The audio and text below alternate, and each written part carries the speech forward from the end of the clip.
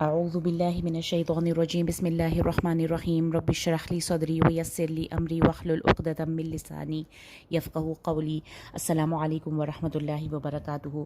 آج انشاءاللہ ایک نیا ڈسکورس سٹارٹ کریں گے۔ ہم نے ابھی تک آیات شریعہ اور جو فیملی میٹرز تھے ان کی آیتیں ختم کی تھی 242 تک۔ اب یہاں سے لے کے سیکنڈ پارے کے اینڈ تک انشاءاللہ ہم ایک بہت ہی ایک خاص ڈسکورس پڑھنے لگے ہیں، جس میں اس پورے جو مضمون ہے، یہ جو 2.5 پیجز کا جو مضمون ہے، اس میں ایک چیز آپ نے یاد رکھی ہے کہ مسلمانوں کو ایک بہت بڑے مارکے کی طرف جو ہے وہ تیار کیا جا رہا ہے، اور وہ مارکہ تھا جو کہ مدنی زندگی کے بالکل شروع میں جنگ بدر کے طور پر آیا۔ مسلمان جو ہیں وہ ہجرت کر کے مدینہ آ چکے تھے، اور مدینہ آنے کے بعد ان کو فیملی میٹرز میں ان کو مستحکم بنایا گیا کہ تمہارے درمیان جب بھی کوئی فیملی ایشوز اگر جب آتے ہیں تو ان کو کس طرح سے ڈیل کرنا ہے۔ اس کے ساتھ ساتھ اللہ تعالیٰ نے مسلمانوں کو اس چیز پہ بھی تیار کر رہے ہیں کہ اگر تمہیں اللہ کے راستے میں لڑنا پڑتا ہے ان لوگوں سے جو تم سے لڑتے ہیں، تو اس صورت میں تمہاری تیاری کیسی ہونی چاہیے اور تم میں کن کن چیزوں کا خیال رکھنا ہے، اس چیز کے لیے اس پورے ڈسکورس میں مسلمانوں کو تیار کیا جا رہا ہے۔ اگر ہم دیکھیں تو بظاہر اللہ تعالیٰ کسی پاسٹ کی ہسٹری کے کسی کچھ لوگوں کا ذکر کر رہے ہیں کہ جو ماضی میں گزر چکے تھے، وہ ان کا ذکر کر کے اللہ تعالیٰ مسلمانوں کو ان کا حوالہ دے کے کہ ان کے ساتھ کیا ہوا تھا، انہوں نے کیا کیا، اور تمہیں ان سے دیکھ کے کیا لیسن لینا ہے، وہ ہمیں سکھایا جا رہا ہے، مسلمانوں کو سکھایا جا رہا ہے۔ تو دیکھتے ہیں کہ کہاں سے یہ بات آیت شروع ہوتی ہے۔ آیت ہے 243، یہ ہے علم حمزہ الف جو ہے یہاں پہ کوشچننگ حمزہ ہے، کیا۔ لم کا مطلب ہوتا ہے نہیں، کیا نہیں ترا کہتے ہیں تم نے دیکھا، کیا تم نے نہیں دیکھا الی الذین ان لوگوں کی طرف، الا کہتے ہیں طرف، الذین وہ لوگ جو۔ ترجمہ تو ہم دیکھنے کے معنوں میں ہی کریں گے کہ لیکن دیکھنے کا جو ترجمہ ہے، لیکن دیکھنے کا جو دیکھنا کا جو میننگ ہے وہ یہاں پہ سمجھنے کے معنوں میں ہے۔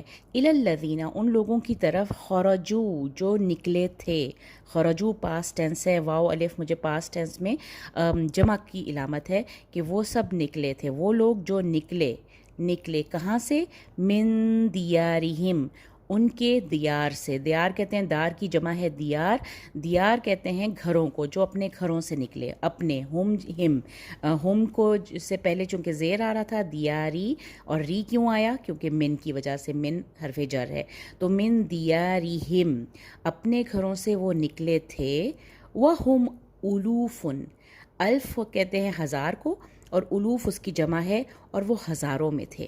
اب یہ کون لوگ تھے، اور جو کہ ہزاروں کی تعداد میں اپنے گھروں سے نکلے تھے؟ تو اس کے بارے میں دو آراء ہیں۔ ایک آراء تو یہ ہے کہ یہ بنی اسرائیل کا ذکر ہے، کہ یہ اسرائیلی تھے جو کہ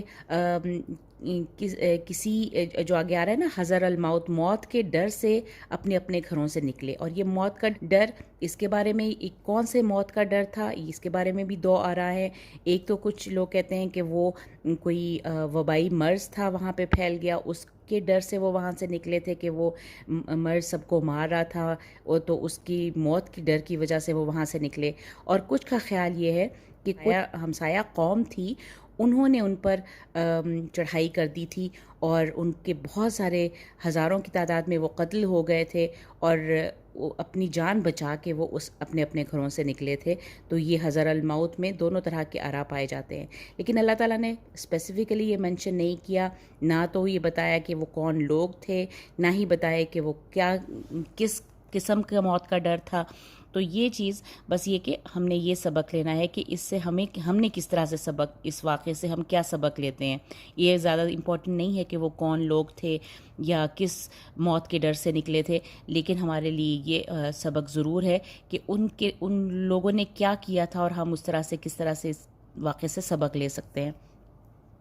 تو الم تر الی الذین خرجوا من دیارہم وہم الوف، واو یہاں پہ حالیہ ہے کہ اس حال میں کہ وہ ہزاروں کی تعداد میں تھے. کیوں نکلے؟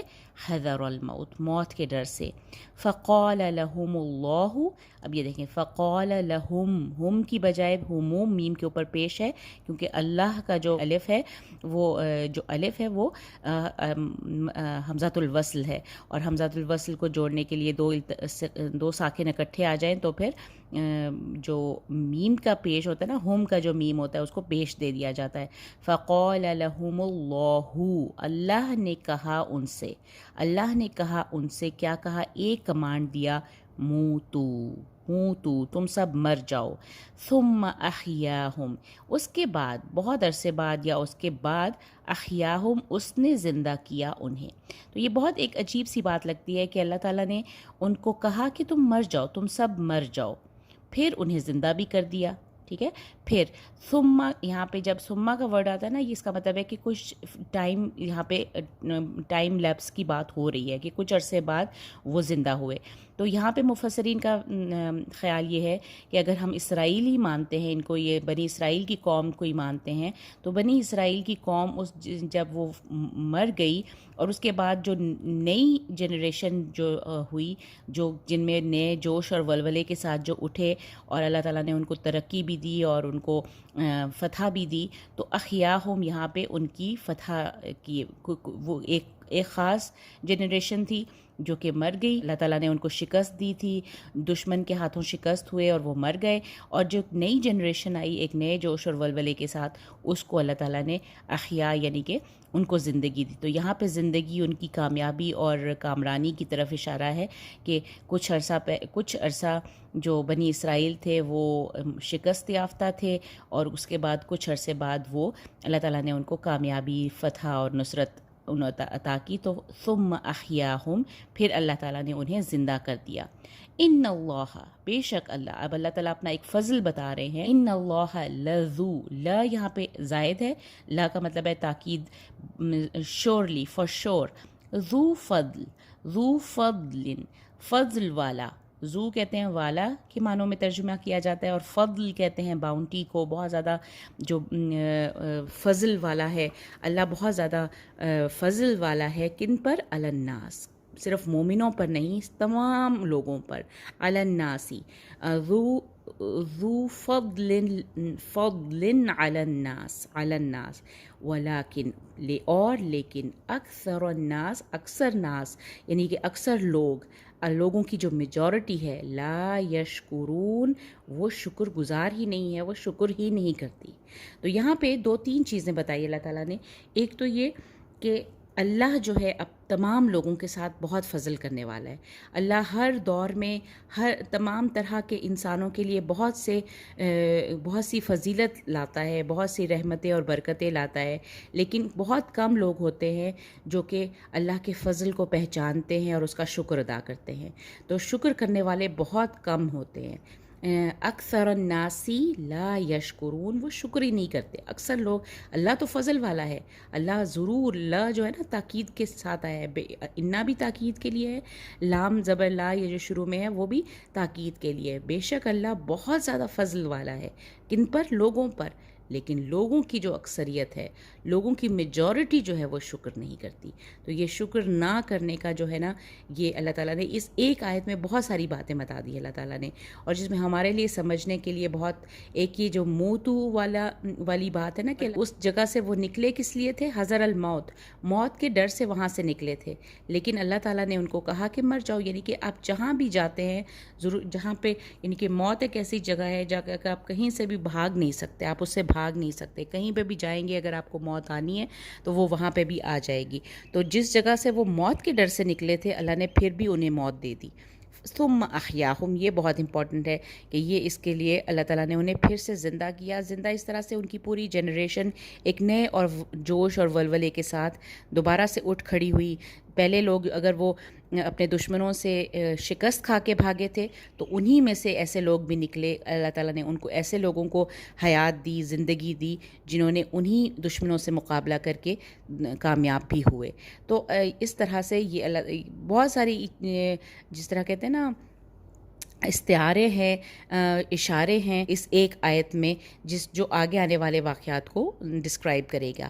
اب آگے دیکھیے، جو دو آیتیں آگے آگے آ رہی ہیں اس سے پتہ چل رہا ہے کہ اللہ تعالیٰ مومنوں کو، مسلمانوں کو، یعنی کہ شروع کے جو مدنی دور کے جو مسلمان تھے، جو ہجرت کر کے نئے نئے مدینہ میں آئے تھے، ان کو اللہ تعالیٰ ایک طرح سے موٹیویٹ کر رہے ہیں کہ آگے آنے والے حالات کیا ہوں گے اور تمہیں اس کے لیے کس طرح سے تیار رہنا ہے۔ وَقَاتِلُوا، قاتلو، الف قاف کے اوپر ایک کھڑی زبر نظر آ رہی ہے، تو یعنی کہ ایک خنجریہ، اس کو الف خنجریہ بھی کہتے ہیں، تو یعنی کہ ایک کھڑی جیسا تلوار کھڑی ہوتی ہے، تو جب بھی آپ کو قتل قاف تا لام کے اوپر ایک کھڑی زبر نظر آ جائے نا، تو اس میں لڑائی کے معنی پائے جاتے ہیں، یعنی کہ جیسے جنگ کرنے کے معنی۔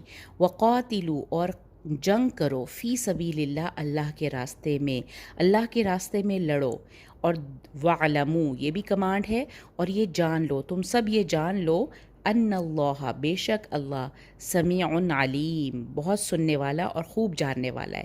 اللہ ہر وہ بات جو تم کہتے ہو، جو تم منہ سے بولتے ہو، دعا مانگ رہے ہو، یا تم جو کچھ اپنے زبان سے ادا کرتے ہو، اللہ اس کو سن رہا ہے، اور جو تم نہیں بھی کہتے اللہ اس سے بھی واقف ہے، علیم ہے، اللہ اس سے بھی اس کا علم بھی رکھتا ہے۔ تو سمیع علیم، تو یہ دو ورڈز اللہ تعالیٰ نے اپنے دو نام یوز کیے ہیں کہ بے شک اللہ سننے والا، خوب سننے والا بھی ہے اور خوب جاننے والا بھی ہے۔ یہ جان لو، یہ تم مومنوں کو کہا جا رہا ہے کہ تم یہ سب جان لو۔ یہ تم، یہ نہیں کہ ہوتا نا کہ جاننے کے معنی اللہ تعالیٰ یہاں پہ تنبیہ کر کے معنوں میں کہہ رہے ہیں کہ تمہیں یہ پتہ ہونا چاہیے کہ اللہ سننے والا بھی ہے اور جاننے والا بھی ہے۔ تو دو چیزوں کا حکم ہے اس ایک آیت میں کہ قاتلو، کہ تم سب لڑو اللہ کی راہ میں، وَعْلَمُوا، اور جان لو کہ اللہ سمیع علیم ہے۔ ٹھیک ہے، اس کے بعد اللہ تعالیٰ ایک اور کوسچن پوچھ رہے ہیں، من ذا الذی، کون ہے جو، من ہے نا شروع میں آ جائے، کون کے معنوں میں آتا ہے، اور شروع میں آ جائے تو یہ استفہام یعنی کہ پوچھنے کے معنوں میں آ رہا ہے کہ کون ہے جو، ذا یعنی کہ اشارہ ہے، اس میں اشارہ، تو کون ہے وہ، الذی جو، یقرض اللہ، وہ قرض دے اللہ کو، قرض دے اللہ کو، قاف را ضاد، قرض جو ہے کاٹنے کو کہتے ہیں۔ آپ اپنے مال میں سے جب ایک حصہ کاٹ کے کسی اور کو دے دیتے ہیں تو اس کو قرض کہا جاتا ہے، ٹھیک ہے نا، قرض کا مطلب جو لٹرل میننگ ہے وہ کاٹنے کے ہیں۔ تو کون ہے جو قرض دے اللہ کو، کون سا قرض، اس قرض کو اللہ تعالیٰ نے کہا ہے قرضا حسنا، کہ خوبصورت قرض، خوبصورت قرض۔ قرض وہ مال ہوتا ہے جو ہم کسی کو دیتے ہیں، کوئی ہم سے مانگتا ہے اور ہم اپنے مال میں سے اس کو کچھ حصہ دے دیتے ہیں، جو وہ کہتا ہے کہ میں واپس کروں گا، ٹھیک ہے۔ قرض یوزلی قرض کس نیت سے دی جاتی ہے کہ ہمیں یہ واپس مل جائے گا، لیکن یہاں پر جو قرض اللہ کو دینے کی بات ہو رہی ہے، اس کو ایک تو اللہ تعالیٰ نے کہا ہے وہ قرضاً حسنہ ہے، اور اللہ پوچھ رہے ہیں کہ کون ہے جو اللہ کو قرض دے۔ تو یہ بہت یہ ایک ایسی آیت تھی جس کو سن کے جو مشرکین تھے اور جو اللہ کو ماننے والے نہیں تھے، وہ بہت موقری بھی کی نبی کریم صلی اللہ علیہ وسلم کی، انہوں نے کہ یہ کیسا تمہارا اللہ ہے جو انسانوں سے قرض مانگ رہا ہے، حالانکہ یہ قرض اللہ کی راہ میں، اللہ کے راستے میں، جو فی سبیل اللہ کی شروع میں بات آئی، اس میں خرچ کرنے کے بارے میں اللہ تعالیٰ نے کہا ہے قرضاً حسنا، اور اس کا ریوارڈ ہے وہ بھی اللہ تعالیٰ نے آگے بتایا ہے فَيُضَاعِفَهُ لَهُ، اور کہ وہ بڑھا دے، ضاد عین فا ضعف، ضعف کا مطلب ہوتا ہے بڑھنا، کسی بھی چیز کا بڑھنا۔ ضعیف ہم اردو میں ضعیف کہتے ہیں، کسی بھی بوڑھے شخص کو ضعیف کہا جاتا ہے کیونکہ وہ اپنی عمر میں بہت بڑھ گیا ہوتا ہے، اس کی عمر بڑھ چکی ہوتی ہے، اس لیے اس کو ضعیف کہا جاتا ہے۔ ضعیف چونکہ عمر کی بڑھنے کی وجہ سے انسان میں کمزوری بھی آتی ہے، تو اس کے میننگ کئی دفعہ آپ کو کمزوری کے لحاظ سے بھی آ جاتے ہیں، ضعیف کمزور کو بھی کہا جاتا ہے، لیکن ضعیفہ کا مطلب یہاں پہ ہے بڑھانا، بڑھنے کے معنوں میں ہے۔ فَيُضَاعِفَهُ، وہ بڑھا دے اسے، کسے، اس قرض کو، وہ جو قرض حسنہ جو شخص دے گا اللہ کو، اللہ کون ہے جو وہ قرض حسنہ دے کہ وہ بڑھا دے، اسے، لہو اس کے لیے. یہاں پہ اب دیکھیے 2 دفعہ ہو کی ضمیر آئی ہے، لیکن دونوں دفعہ یہ مختلف لوگوں کے لیے آئی ہے. ایک مختلف یہ ہو تو آئی اس قرض کی طرف، اور یا یضاعفا کا مطلب ہے کہ وہ بڑھا دے ہو اسے، یعنی اس قرض کو، لہو اس کے لیے، یعنی کہ اب یہ اس الذی کی طرف آ رہا ہے جو کہ قرض دینے والا ہے. لہو فیضاعفہ لہو اضعافا کثیرتن. اضعافن یعنی کہ بہت زیادہ بڑھنا، کثیرتن بہت زیادہ بڑھنا، بہت زیادہ، یعنی کہ بہت. یہ ایک دفعہ فیضاعفہ اگر کہہ دیتے وہی کافی تھا، لیکن کتنا بڑھنا، بہت زیادہ بڑھا دے. بہت زیادہ بڑھانے کے جو مفہوم آ رہے ہیں نا وہی ہے اضعافا کثیرہ. اضعافا کثیرہ، بہت زیادہ بڑھا کے اللہ تعالیٰ، یعنی کہ ایک اس کا ریوارڈ دے رہے ہیں کہ جو کون ہے جو اللہ کو قرض دے گا، وہ بھی قرض حسنہ. حسنہ کیوں کہا قرض کو؟ خوبصورتی سے دینا، یعنی کہ یہ نہیں ہے کہ جتا کر دینا، یہ نہیں ہے کہ تھوڑے دلی کے ساتھ دینا، یہ نہیں ہے کہ دکھاوے کے لیے دینا. ایسا دینا جس میں خوبصورتی ہو، اس کو کہا جاتا ہے قرضاً حسنا. اور فیضاعفہ لہو تو وہ بڑھا دے، یعنی ہے نا، کا مطلب ہے شروع میں پوچھا کہ کون ہے جو دے تو وہ بڑھا دے. تو جو ہے نا یہاں پہ مطلب جواب شرط کے طور پہ، جیسے ایک شرط بتائی گئی کہ کون ہے جو قرض دے، قرض حسنہ اللہ کو، تو وہ بڑھا دے اسے، اس قرض کو، اس کے لیے بہت زیادہ بڑھنا. تو ٹھیک ہے، فَيُضَاعِفَهُ لَهُ. اب یہاں پہ ہو کو ہم 4 کاؤنٹ تک لمبا کریں گے کہ الف آگے آ رہا ہے، لَهُ أَضْعَافًا كَثِيرًا. دعات کا استطالہ ہم نے یہاں پہ ضرور یاد رکھنا ہے، أَضْعَافًا كَثِيرًا. اب اللہ تعالیٰ بتا رہے ہیں کہ اللہ تو ایسا ہے، اللہ تو وہ ہے جو کیونکہ قرض کہاں سے دیا جاتا ہے؟